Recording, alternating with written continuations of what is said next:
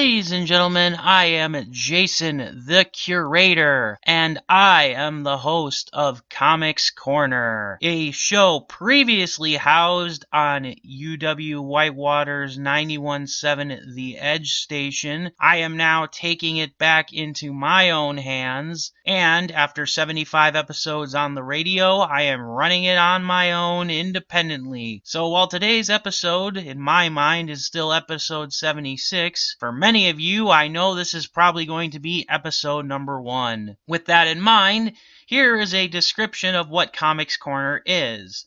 Comics Corner is a show that I created to talk about comic books and the various comic book faces and facets of the industry, like, video games, TV, and the spin-offs, as well as, most notably, the comic books themselves. Talk sometimes about the creators, the events, what's coming out, what has happened in recent comic events, and things of that nature. And I also talk about just old stuff, too, from the past. Stuff that I've been reading, stuff that I've been playing, stuff that I've watched. All these things that, are very, very standard to most comic viewers, and I try to do the very best to kind of talk about every single thing. So even though the show is titled Comics Corner, we very rarely stay to that format for the entire show. So today, I'm going to be talking about Injustice 2, the game that was released by NetherRealms, the developers of the more recent Mortal Kombat games, and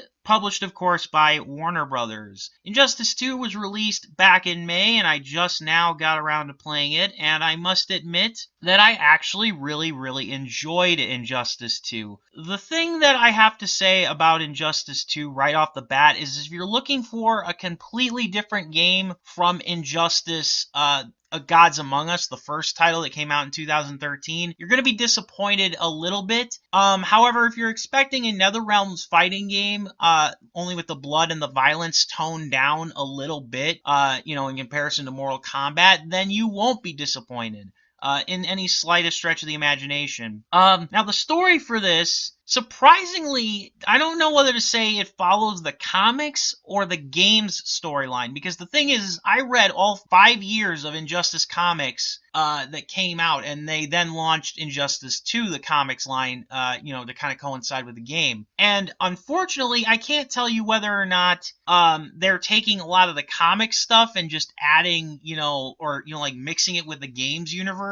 But what I can say is that a lot of elements have been preserved. What I can say, for both better and worse, is that this is its own universe. The Injustice universe is its own universe, its own adaptation. It's basically another extension of the DC universe's multiverse, which, for better and worse, is a good thing because, you have a whole continuity going on here. So if anything else, they've trimmed the fat that, some of the original game and the questions that it and the comic series left behind at the end. The game picks up approximately, I want to say, 5 years after the fall of Superman's regime. It's relatively recent, to say the least.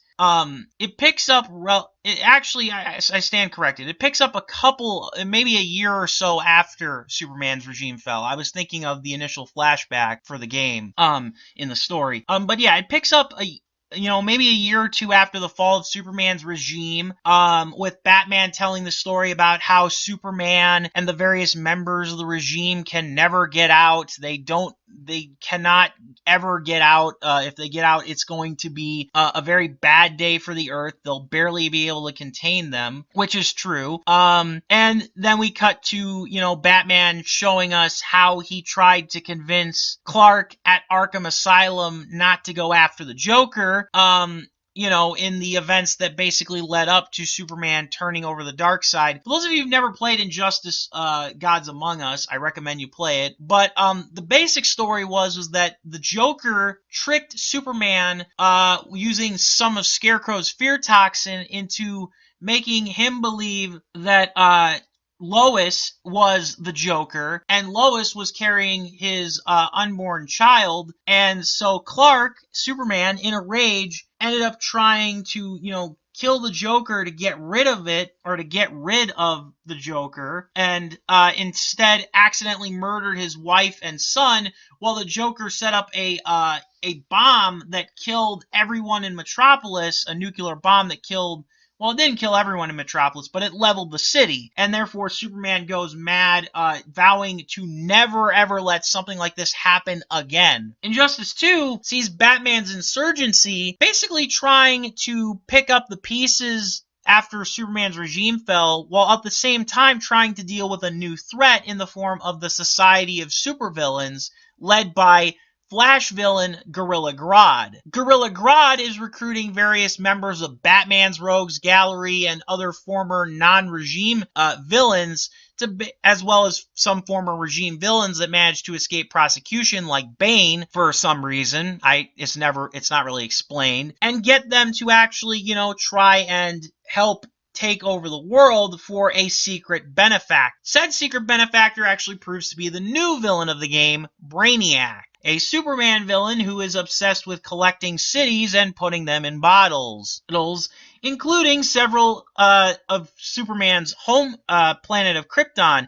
In fact, one of the cutscenes actually shows Supergirl getting introduced in the destruction of Krypton, and that she and Kal-El were both sent off on the same ship, or not on the same ship, but at the same time towards Earth. And Supergirl got caught in an explosion that sent her ship awry from the planet exploding, that sent her ship awry and forced her off of Krypton and off of the path of Earth, I should say. And, basically Superman was there left to fend for himself, even though his cousin is Supergirl's technically older and was going to be there to hopefully take care of her. Or him, I should say. So, yeah. And basically, this kind of cuts to the point where Supergirl actually shows, up as under Wonder Woman and Black Adam's protection. Apparently, in the intervening time, Supergirl actually landed on Earth during the fall of Superman's regime, and Wonder Woman, who, by the way, clearly strikes up a relationship to try and fill Lois's role for Clark, basically tries to convince her that Batman and all the insurgents are evil and that the regime was doing what was right for once, or was doing what was right for the people. But in reality, if you played the first game, you'll know that the regime stood for fear and tyranny. And yeah, crime was down, but Superman wasn't, hesitant to kill anybody who got in his way and stood against him. Case in point, in the game, he killed Captain Marvel, Billy Batson, and in the comics, he and Wonder Woman both killed so many people from Batman's insurgency. It's insane. So I guess to a certain degree, it is a good thing that they did reboot the continuity, because, you probably actually have quite a few less characters kicking around to maybe use for DLC fighters. Basically what happens is that Batman tries to send, Harley Quinn, who's been reformed since joining the insurgency, along with the alternate universe versions of Black Canary and Green Arrow, who Superman in the Injustice universe actually killed, and the alternate universe duplicates took their place in this universe. So go figure. To basically go out and try and stop Grodd's society from doing something. It's not really clear what they plan to do. However, it is kind of made sort of clear that they want to cripple Batman's new Brother Eye satellite, which is designed to watch over the planet and basically make sure that, things are on even level. But unfortunately for Batman, Brother Eye still gets seized of control, Brainiac starts attacking, and Superman basically begs to be let out of prison at this point. But Batman knows far better than to let Clark out, even if he knows that Clark could probably deal with Brainiac far better than even he could. And this kind of leads to the conflict that is kind of set up where, they're fighting to try and get Superman out of prison, his old regime allies, and along the way, Batman actually comes around and relents to letting Superman out, knowing that, Brainiac poses a threat even too large for him, and Batman is, saying that it's time for him to widen his circle of trust and actually, focus on trying to stop Brainiac. And in the process, he welcomes in most of the regime's former members, even though the regime clearly looks to try and be reinstated at the end of this whole thing. After Superman is released, Green Lantern, Hal Jordan, now reformed from his stay with the Sinestro Corps, decides to go and, at Batman's behest, get Aquaman in and hope that, he and Atlantis will, get in on the fight against Brainiac, but Aquaman instead refuses. You fight a little bit as Hal in the story, and then afterwards, you then fight as Wonder Woman and Supergirl, and Wonder Woman, again, proves to be clearly under Clark's spell, or maybe she's under her own spell, because at this point, the spirit of truth and justice in this Injustice universe has not only decided that might makes right and that tyranny is good and all that stuff, but she also got kicked off of Themyscira and out of the Amazons. Yes, her own people disowned her and her actions. In other words, Wonder Woman is not the same character that you think she is from the comics, which is, again, not really a surprise, but at the same time, man, Wonder Woman, she just acts so un-Wonder Woman-like. Like, she even goes so far as to nearly try to murder Harley Quinn, believing that Harley is right, and she also tries to kill Harley after Harley stops her from actually killing one of her main villains, Wonder Woman's main villains in the comics, the Cheetah. And while I could agree that maybe killing a villain would make some degree of sense, the idea that Batman brought these guys in, the regime people in, under the pretense of no killing, because that's Batman's code of honor and code of ethics. And unfortunately, Wonder Woman just doesn't see it that way and stabs, Harley while Cheetah gets away. Supergirl finally comes to her senses and realizes that Diana isn't who she says she is, and that maybe, just maybe, Batman and the insurgency are more noble than Wonder Woman and Black Adam ever gave them credit for. So she actually saves Harley's life, and in the process actually, fights Wonder Woman and then fights a couple of other battles, including ending up fighting Superman, who proves that even though he's willing to stop Brainiac to save the planet, he's still a dick. He still believes that his regime is the way to go, and even goes so far as to tell his own flesh and blood, his own cousin, Supergirl, that if you're not with me, you're against me kind of mentality, and that Diana was in the right for doing what she did to Harley Quinn, and all that other stuff. And finally, Supergirl realizes that, wow, everybody was right. Cal was a tyrant, and, she tries her best to point out that, the Superman symbol, the family crest of the L's, is hope, not fear. And she even brings up a good point about how basically Superman and his tactics basically make him more like General Zod than Superman. And dang, is that really a hard pill probably for Superman to swallow, but it's not like he really ponders it very much. He still thinks he's right, and he doesn't really he refuses to budge regardless. And as a result, he gets into a fight with his cousin. Meanwhile, Catwoman and Cyborg are attempting to get Brother Eye back online from Brainiac, and they manage to do so, some difficulties notwithstanding. And then they manage to reestablish communications so that the heroes can start hitting Brainiac's alphas, his major units of attack, while also getting ready to perhaps, go after his main ship. In fact, Superman and Supergirl both try punching Brainiac's ship to really no avail. They punch it from all different angles and different signs of force. Nothing. Shields deflect everything. And then Superman seemingly is killed by a blast from Brainiac's ship, while the rest of the crew tries to rally from that, leading to perhaps, one of the more interesting pairings in terms of, fight scenes with Black Adam and Aquaman going to Kahndaq, or Black Adam's fictitious country that he rules and that he owns, and they're going to go to the Rock of Eternity to try and, use Aquaman's trident to hold a bolt of lightning from the Rock of Eternity so that they can create an opening in the ship for them. And, of course, along the way, Gorilla Grodd proves that, he's still in the fight as Brainiac's lieutenant, and even though Gorilla Grodd even admits that he's not really working for Brainiac, he's working to figure out how to unseat Brainiac so that he can take over the world and rule with his as an ape overlord. Grodd uses his psychic powers to bring in Black Canary and Green Arrow and even Blue Beetle in to actually try and stop the heroes, but is unsuccessful, and then Aquaman and Black Adam end up actually killing Gorilla Grodd, which admittedly, I'm not gonna lie, Gorilla Grodd was probably too much of a threat to be kept alive with everything that was at stake. I mean, seriously, you really want to let that guy go free after he wakes up, or that monkey, I should say, free after he wakes up? I didn't think so.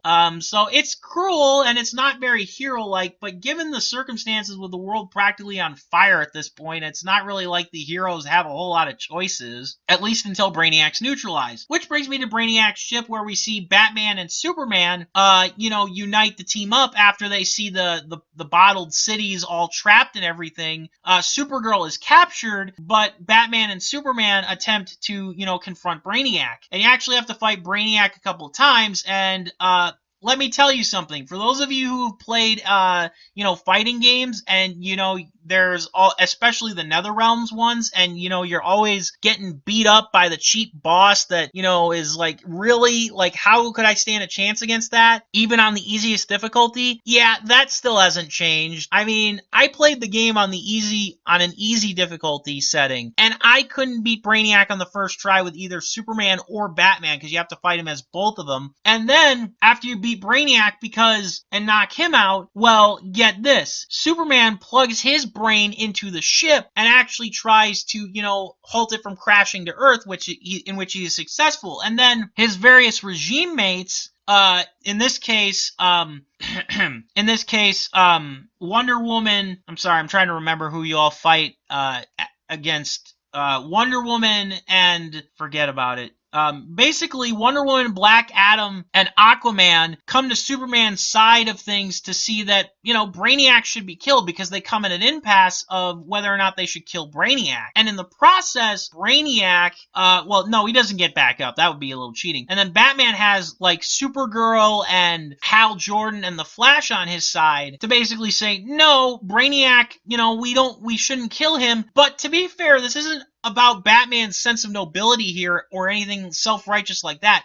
Rather, Batman's argument and the rest of them's argument is if Brainiac's alive, they actually will be able to more easily work out the technology behind his mothership and bring all of the cities back, because with Superman at the helm, they actually lose Metropolis and Coast City all bottled up inside within the ship storage. So as a result, basically, it's almost like, hey, Brainiac may be evil, but he's the only one who knows how to work the ship, and if we get some information out of him, we might actually be able to save more than, we could if we just tried to, half-heartedly do it with Superman and Cyborg at the helm. Not to mention that it's basically made pretty clear that Superman doesn't intend to use the ship as a force of good or destroy it after he saves the cities. He plans to use it to reinforce his regime, which leads to the final battle in the chapter in the story. You can choose to play as either Batman or Superman, and you actually do get different endings. And I'll talk a little bit more about that in a second when it comes to the story and the summation of it. But basically, you either fight, all four of Batman. You fight as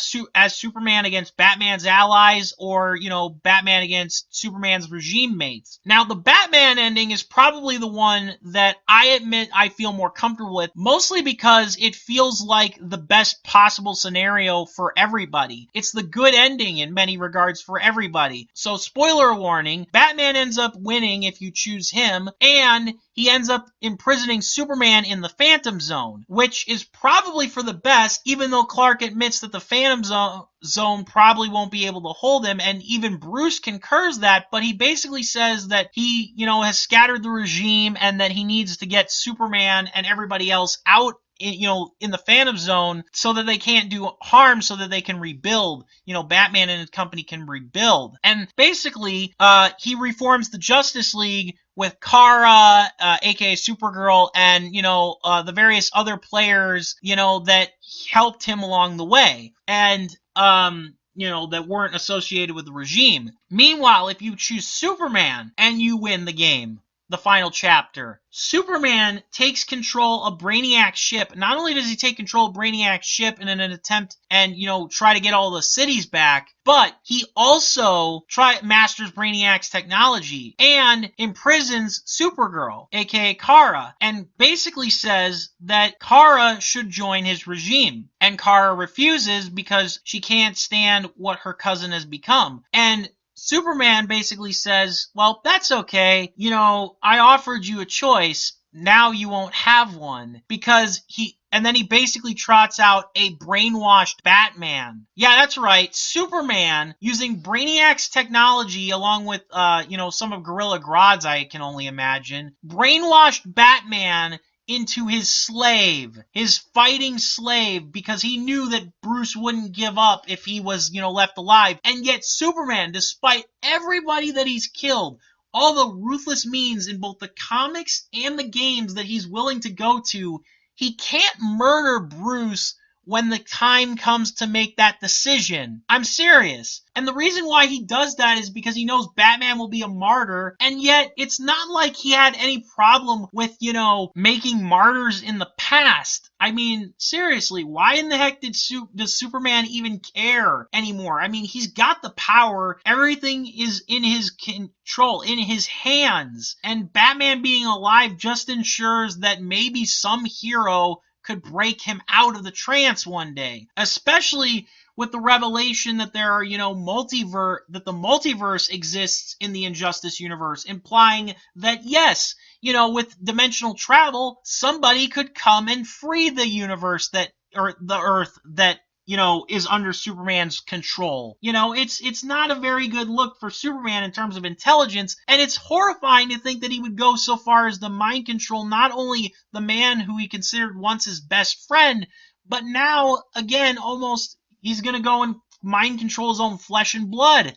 Supergirl. I mean, just wow, Clark. Just wow. Yeah, it really does strike you as Superman winning is, for once, the absolute worst case scenario when it comes to a superhero story, because Superman winning is the death of freedom as the world in the comic or in the universe or in the game, that it takes place in knows it. Now, I would like to talk briefly about the story. It contains 12 chapters. There's 4 fights each, so 36 fights. Unlike other previous NetherRealms games, the padding fights or the fights against various cronies, while repetitive, don't actually necessarily, disrupt the flow of the game. They don't make, or they at least make some degree of sense, because most of the time you're fighting people that happen to be foot soldiers for Gorilla Grodd and his society, and then later Brainiac, or you're fighting mind-controlled heroes in the case of the later stages of the game, so that at least makes some degree of sense.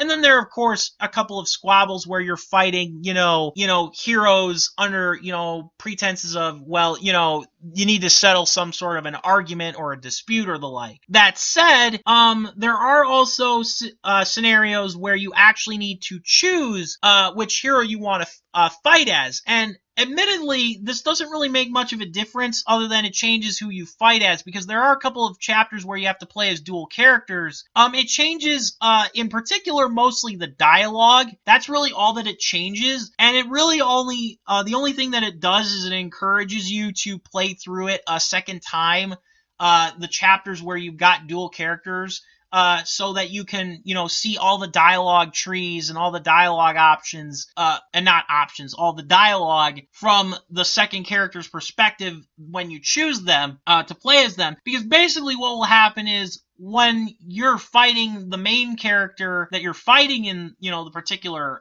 match, basically what will happen is the other character will run off screen to go do something, or they'll fight some other, like small group of foot soldiers. Basically, that's all that ends up happening. It's not like this grand revolutionary decision that changes everything. Now, I should mention that that's the story campaign. It'll take a good 6 to 8 hours for a fighting game. That's not bad. It's pretty good, actually.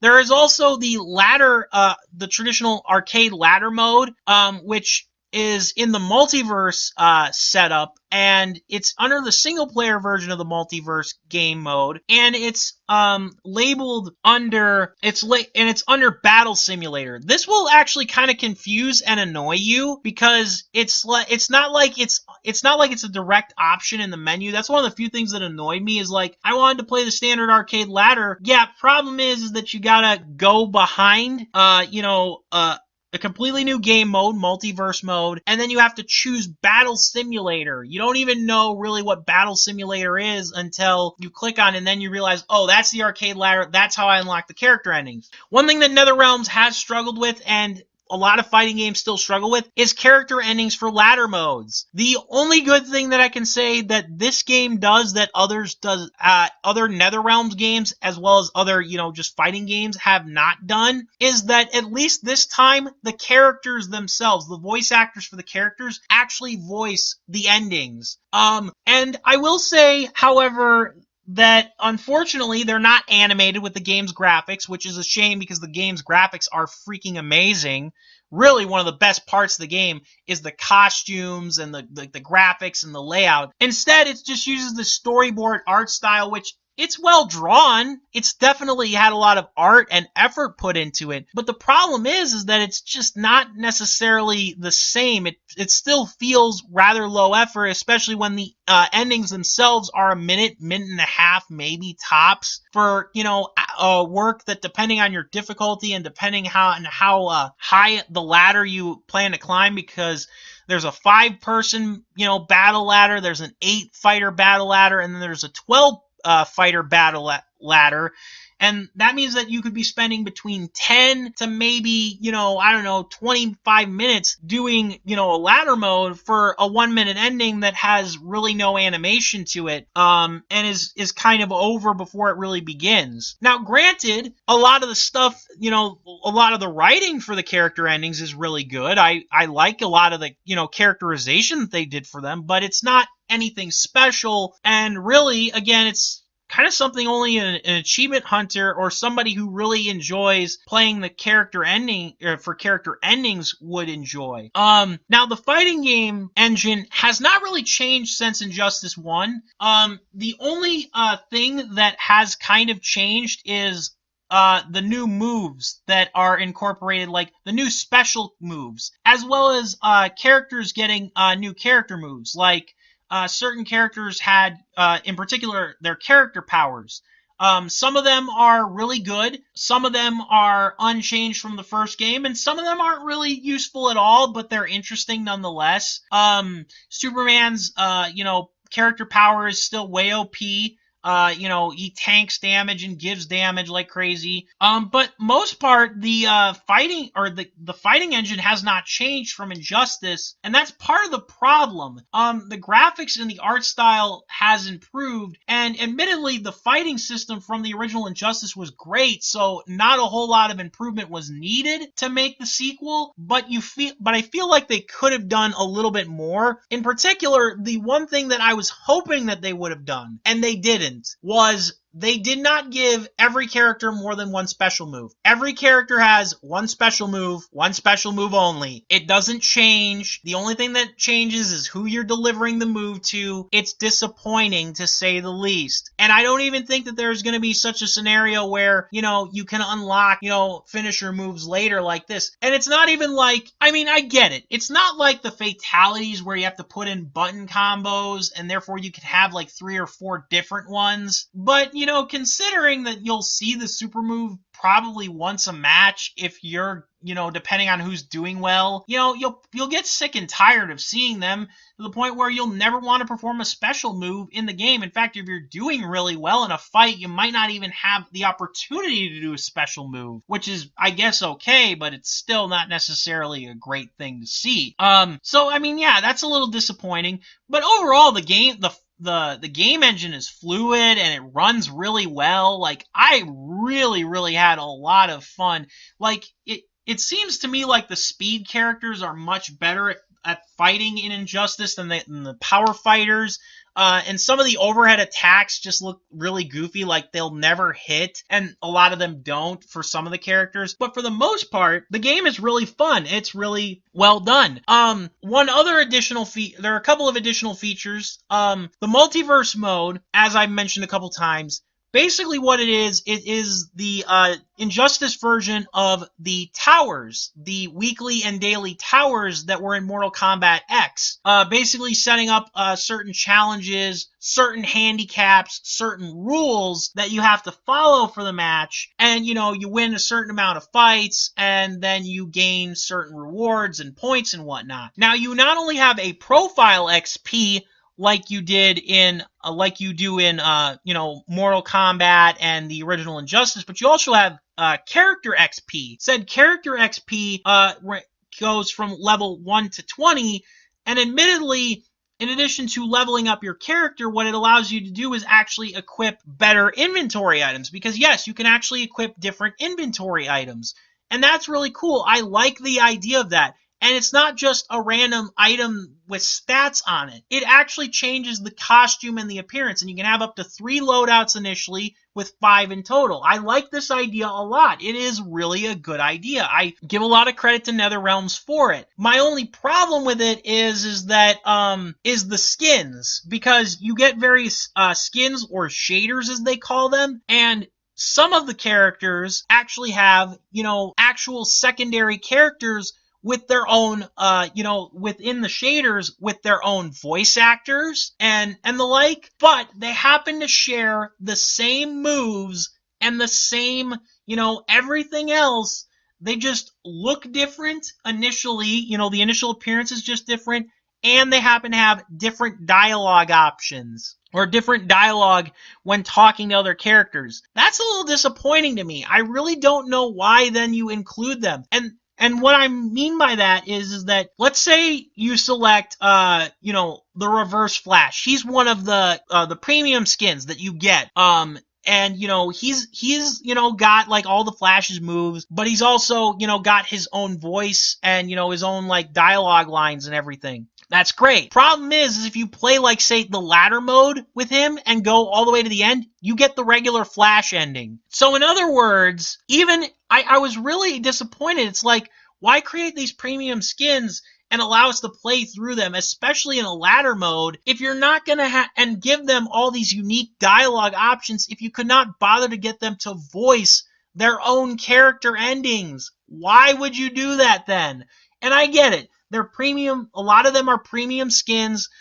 Some of them require source crystals, which are one of the big no-nos of this game. I'll get into in a second. Other ones you unlock by buying, like, the deluxe edition or the ultimate edition. In other words, it's not free to get these these skins, these in many ways secondary characters. But you would hope that they would at least get a secondary ending, or that they would program a secondary ending. Hell, the DLC characters get them. Why on earth couldn't they get them? That's all I'm asking. Speaking of which, how do you get the gear, you might be asking? Well, you get it through ordinary random drops after battles, but the main way of getting it is through mother boxes. Mother boxes are these, by the way, these nifty little pieces of technology in the comics universe created on Apocalypse for Mr. Miracle, and it's how he basically escapes, any situation. It's like a teleporter and like a disguise cloak. It's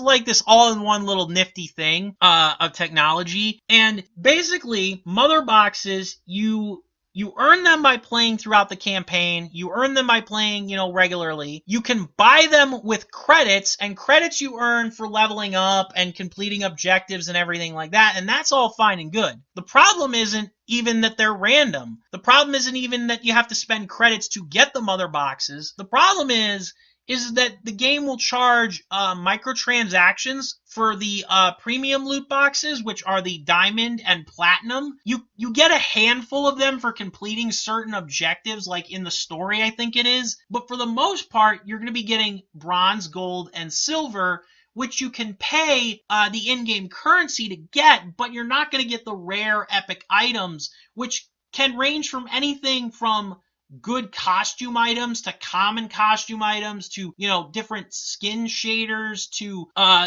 actual abilities for your character that you can equip. And that's the thing, too. You actually get, unique little abilities as well as, like the power multipliers from the gear. You get abilities in these boxes, meaning that you're not paying for power per se, because a lot of this also is because online in particular, it depends on how good you are with the fighter, and there is in fact a system to kind of match the character's levels, so that even if you're playing with a level 3 character against a level 20, you're not outgunned, unless the person in charge really doesn't want you to be out, or wants you to be outgunned. But for the most part, you'll stand a fighting chance online with the handicap or the level even out or the balance that's there. But to let me be perfectly honest, it's almost kind of pay to win for the microtransactions to get everything else, especially the gear, because the gear can power you up quite a bit, making it's so that, even if you are a low-level fighter, if your gear is good enough, if you have a gear set, you will actually probably be better off than not having,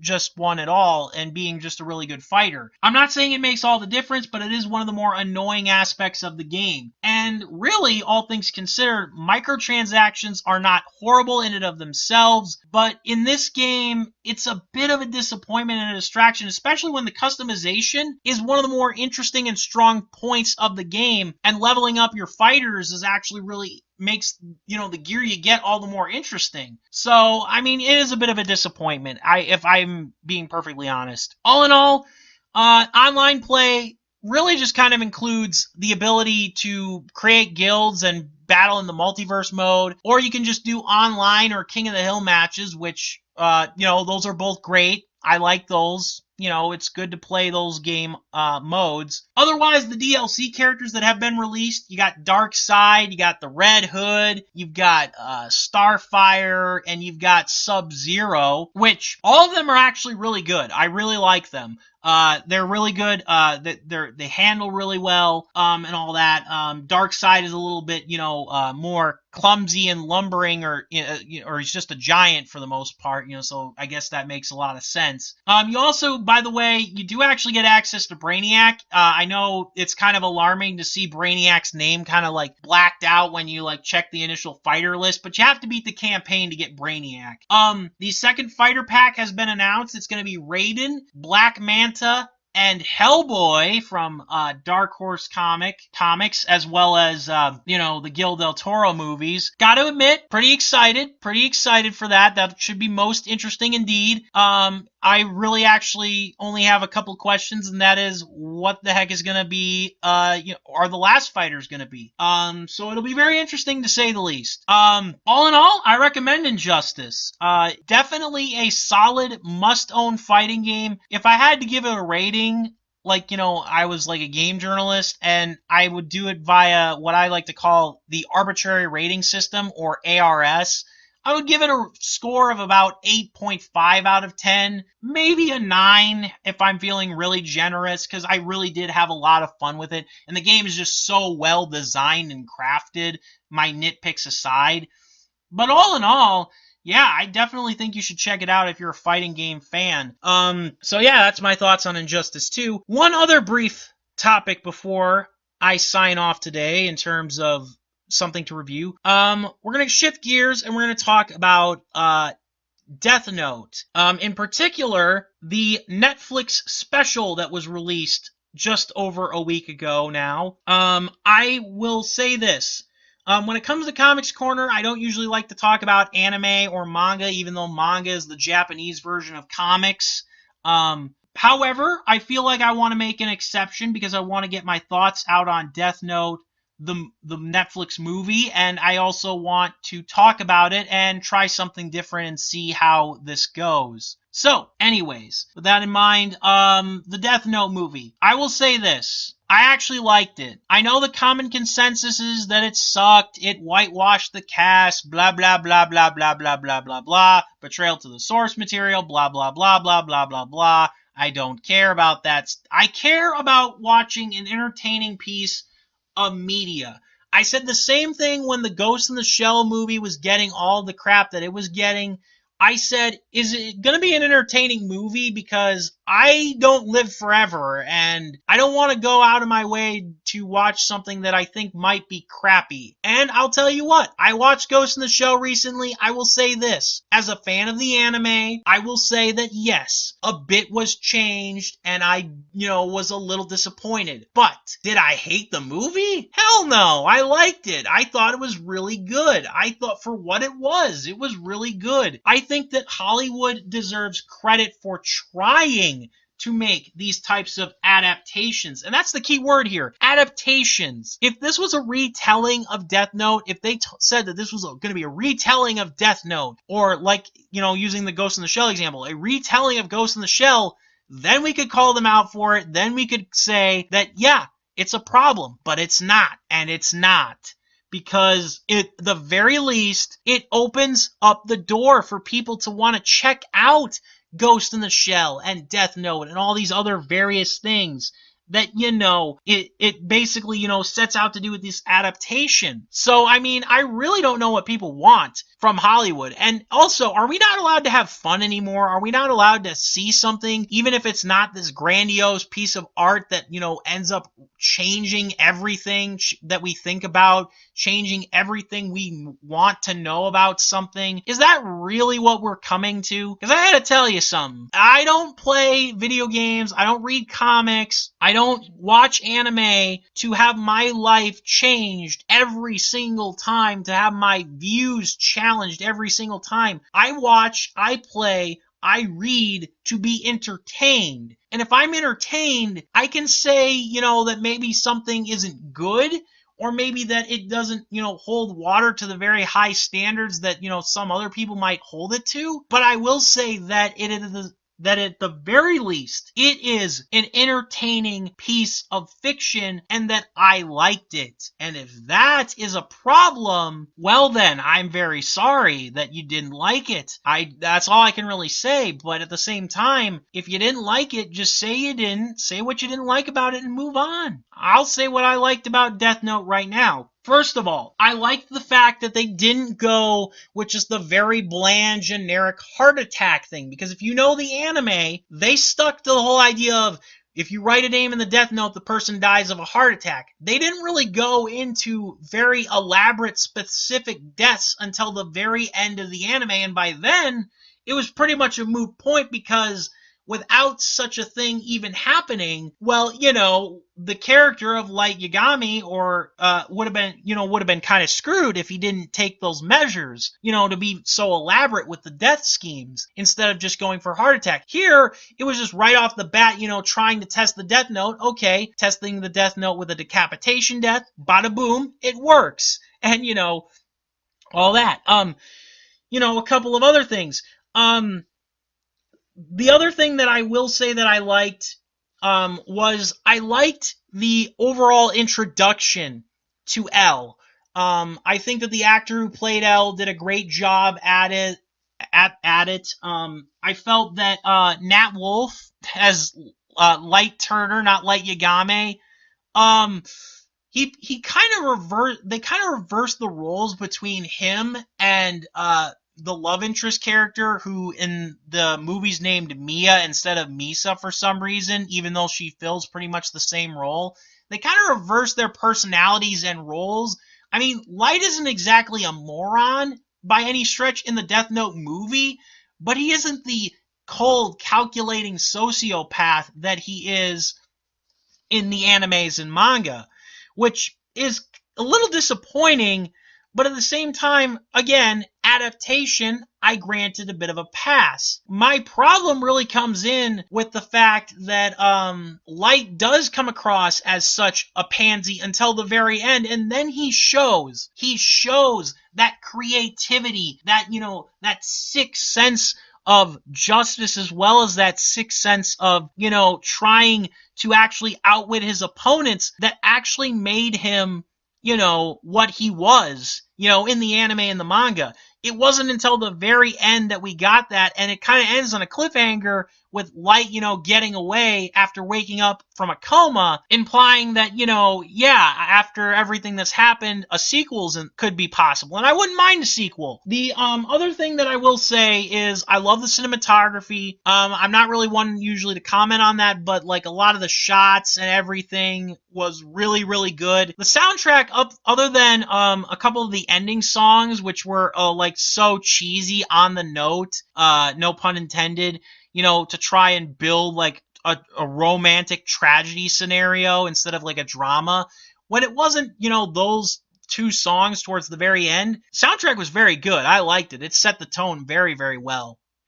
And I will say this, the acting was very good. It may not have had the iconic scenes that you were hoping for from Death Note, but it still had a pretty good acting, all things considered. Willem Dafoe as Ryuk, that was obviously one of the best casting choices. In fact, if you watch Death Note, the Netflix special, for nothing else, watch it for Willem Dafoe's performance of Ryuk. By the way, CGI, or the effects on Ryuk too, amazing. He looked so intense, so intimidating. And Willem Dafoe, I mean, there's just something about Willem Dafoe when he wants to do the evil voice, like when he did the Green Goblin and Spider-Man. He was easily one of the highlights in the original Spider-Man movie as the Green Goblin. I really think Willem Dafoe stole the show in that regard. And here he does the very same. He is easily the best part of this movie, bar none. The writing, like I said, it's okay. There's some plot holes, some big leaps of faith per character. Like L, for example, he basically loses his cool. He snaps after one of his friends dies. I won't say who. Because, I do want you to watch this if you have any interest in it. And he basically ends up grabbing like a Blade Runner gun.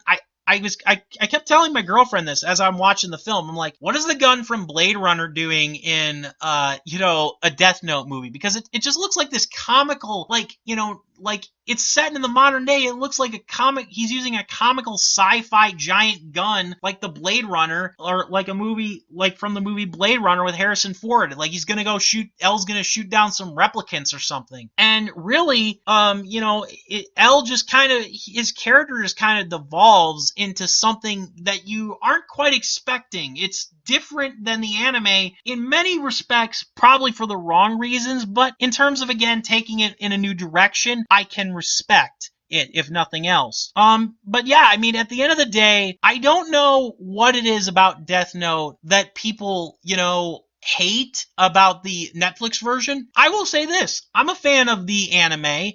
I haven't read much of the manga, but I can say that I probably would like the manga based on the anime. And I will say this, maybe I'm a little disappointed that it didn't stick closer to the source material in some respects, but I'm also glad at what it did do. My same thoughts, by the way, pretty much echo with Ghost in the Shell. I liked both movies for what they were. Maybe they're not the best representations of their source material, and maybe they're not the things that we need to go back and watch, or hold up, I should say. Maybe not, that's not the word. Hold up as prime examples of, what quality material from this franchise is. Or heck, quality isn't even the right word. I think the more correct word is the best of it. And that's true. Neither the film Ghost in the Shell with Scarlett Johansson nor this Death Note Netflix adaptation are the best thing either anime has ever done. But the creators praised the heck out of this film for taking so many, similar and new directions and trying to make something new. And I gotta say this, when the creators of anything, see an adaptation and say, that is a really good adaptation. We are really proud that our source material inspired this and that, we think it's a really good adaptation. When that is said, I gotta be perfectly honest, I don't know what more praise you can give than that. And really, I don't know what more you could honestly want or hope to want from it. So, in the end, that's really all I've got to say about Death Note. I do recommend watching it if you have a Netflix account or you know somebody who has a Netflix account. Even if you are a fan of the anime and the manga and you're left disappointed, it's still worth a watch. It's not nearly as god-awful as everybody makes it out to be. I would say that it's a slightly below average film in terms of overall quantity. I think its biggest problem is the fact that it shifts from a tone, it shifts too much in terms of tone from, a crime drama to slash, a thriller movie to a kind of a romantic story. Not a romantic comedy, but just this straight up romance film, which between Light and Mia, I almost said Misa, but Mia, and that is where it gets annoying. When it's actually trying to be, the thriller, the crime drama, that's when the film shines. And when it tries to crowbar in the more romancy type, plot elements, that's when it kind of falls apart. And I think that's kind of where it suffered. I think that if a sequel's made, if it goes more in the route of the crime stuff, then maybe we'll actually get a more solid film and a more enjoyable experience. So I hope you enjoyed this edition of Comics Corner. I am Jason, the curator of comics. This has been episode 76 of Comics Corner. I do not know whether or not I will upload, any of the other episodes. I don't even have all 75, sadly to say. But if you liked what you saw, I recommend you check out my community Facebook page under Comics Corner. No apostrophe in the comics part of it. It is, on Facebook, where I will be posting, links and descriptions and all that good stuff. I will also try my best to do these bi-weekly, if not weekly. So, if you enjoyed what you heard, hey, tell your friends, share the link of wherever you get this from, and, enjoy whatever it is you happen to be doing right now. And until then, I'll see you guys in the next one. Goodbye, everybody.